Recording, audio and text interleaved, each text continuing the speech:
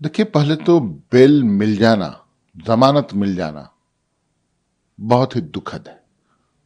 हम लोग सम्मान करते हैं न्यायालय का, परंतु कुछ निर्णय ऐसे होते हैं जो पूरे देश को कहीं ना कहीं झकझोर कर रख देते हैं।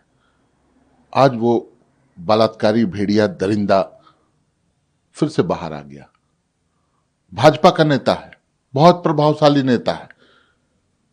अपराध करने के बाद, बलात्कार करने के बाद उनके पिता को मरवा दिया जाता है, उनके चाचा उनकी चाची को मरवा दिया जाता है, पीड़िता को भी मारने की कोशिश की जाती है। सोचिए कॉन्फिडेंस लेवल कितना हाई है उस व्यक्ति का। लेकिन बलात्कारी जनता पार्टी संरक्षण देती है ऐसे बलात्कारियों को। मुझे उम्मीद है सर्वोच्च न्यायालय में निश्चित रूप से बेल रद्द हो और फिर से ये जेल के शिक्षों में जाए, नहीं तो समाज को खतरा है। ये समाज के लिए खतरनाक लोग हैं, बहु बेटियों के लिए खतरनाक हैं। कितने के घरों के सिंदूर को उजाड़ने का काम करेंगे, ये कितने को हत्या करवाएंगे। तो ये जिस चरित्र के लोग हैं वैसे लोगों को ही संरक्षण देने का काम भारतीय जनता पार्टी करती है। एक नहीं, एक कुलदीप सेंगर नहीं, कितने कुलदीप सेंगर भरे हुए हैं भाजपा में। चिन्मयानंद और क्या देहरादून में एक जो कांड हुआ था, वो सब आप देखेंगे तो लगेगा कि भारतीय जनता पार्टी इस मामले में कम से कम बहुत ऐसे ऐसे लोग भरे पड़े हैं और उनका बचाव करती है। जो है इस पूरे मामले की उसने राहुल गांधी से मुलाकात की थी, असिस्टेंट की मांग की थी।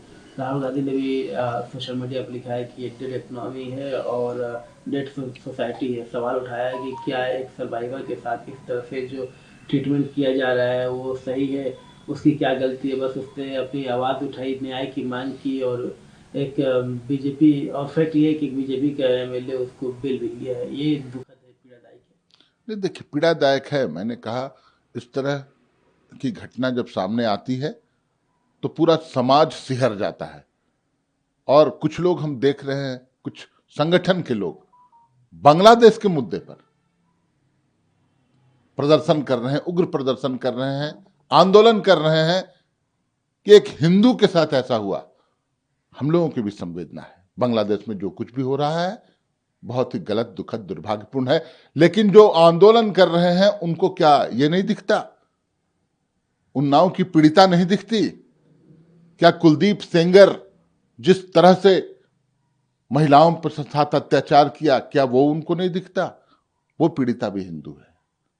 कई एक ऐसे लोग, लड़कियां हैं, महिलाएं हैं जो पीड़ित हैं इस तरह के अत्याचारों से, वो भी दिखना चाहिए।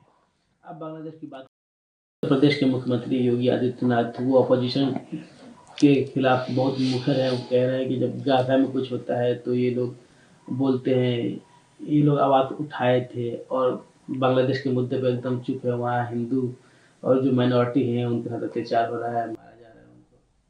पहले पूछिए जोगी बाबा जी से कि केंद्र की सरकार क्या कर रही है।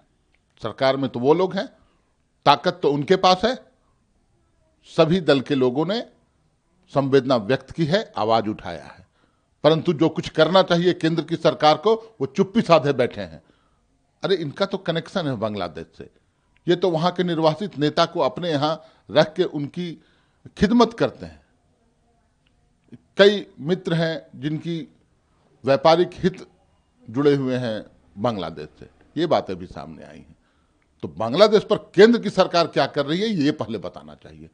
तोड़ दे राजनयिक संबंध, कड़ी चेतावनी दें और नहीं तो इंटरवेन करें। बांग्लादेश को हम लोगों ने ही तोड़कर हम लोगों ने अस्तित्व में लाया था कांग्रेस के शासनकाल में। इंदिरा गांधी, वो कलेजा दिखलाना पड़ेगा प्रधानमंत्री महोदय को। सेंट्रल गवर्नमेंट स्टेट में फाइनेंशियल ब्लॉकेट कर दी है, फाइनेंशियल स्ट्रेस और क्राइसिस ला दी है जो फेडरल स्ट्रक्चर के खिलाफ है। एक तरफ केंद्र सरकार डेवलपमेंट की बात करती है, दूसरी तरफ स्टेट में जैसे केरला जैसे स्टेट है वहाँ पर फाइनेंशियल क्राइसिस लाती है। उन्होंने ये भी कहा है कि हम आपसे चैरिटी नहीं मांग रहे हैं, जो फाइनेंशियल ब्लॉकेट आपने किया है उसको ख़त्म करिए ताकि डेवलपमेंट का काम आगे बढ़े। सिमिलर स्थिति है झारखंड में भी। आप लोग भी लगातार केंद्र पर सवाल उठाते रहते हैं कि केंद्र यहाँ पर सौतेला व्यवहार कर रहा है, पैसा रिलीज नहीं कर रहा है। अब सॉरी झारखंड में पैसा रिलीज नहीं कर रहा है। केरला के मुख्यमंत्री के बाद जो इस तरह से केरला के मुख्यमंत्री का बयान आया है उस पर देखिए, केरला के मुख्यमंत्री ने बहुत प्रासंगिक बातें की हैं।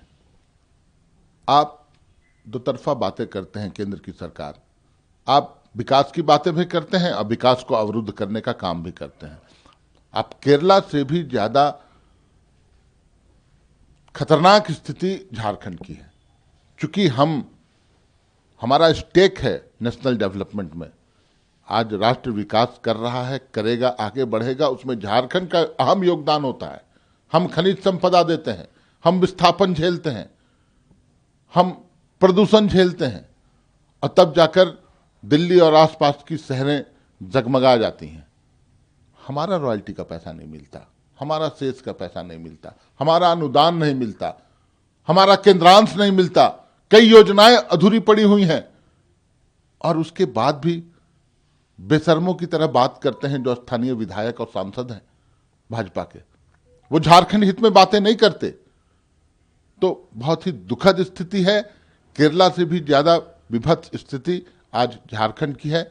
हमारे नेता माननीय मुख्यमंत्री हेमंत सोरेन जी विपरीत परिस्थितियों में कुशल शासन संचालन कर रहे हैं, काबिले तारीफ है। वित्तीय प्रबंधन भी बेहतर है। लेकिन अगर केंद्र का सहयोग मिले, और सहयोग की क्या बात है, हमारा हक और अधिकार मिले, तो आज झारखंड सबसे ऊंचे पायदान पर होता। केरला की सरकार ने, केरला के मुख्यमंत्री ने सेंटर पर फाइनेंशियल ब्लॉक लगाने का आरोप लगाया है राज्य के अंदर। उन्होंने कहा है कि केंद्र सरकार एक तरफ डेवलपमेंट की बात करती है, दूसरी तरफ राज्य में फाइनेंशियल क्राइसिस ला देती है, फाइनेंशियल स्ट्रेस लाती है। उन्होंने ये भी कहा है कि हम आपसे चैरिटी नहीं मांग रहे हैं, ये जो ब्लॉकेट है और फाइनेंशियल ब्लॉकेट, इसको खत्म करिए ताकि डेवलपमेंट के काम शुरू हो। सिमिलर स्थिति झारखंड में है। आप लोग आरोप लगाते रहते हैं कि झारखंड का पैसा जो ड्यू है केंद्र पर, केंद्र सरकार रिलीज नहीं करती है, जिसकी वजह से बहुत सारे काम पेंडिंग पड़े हुए हैं। दोनों राज्यों की स्थिति के बीच में केरला के मुख्यमंत्री को कैसे देखा जाए?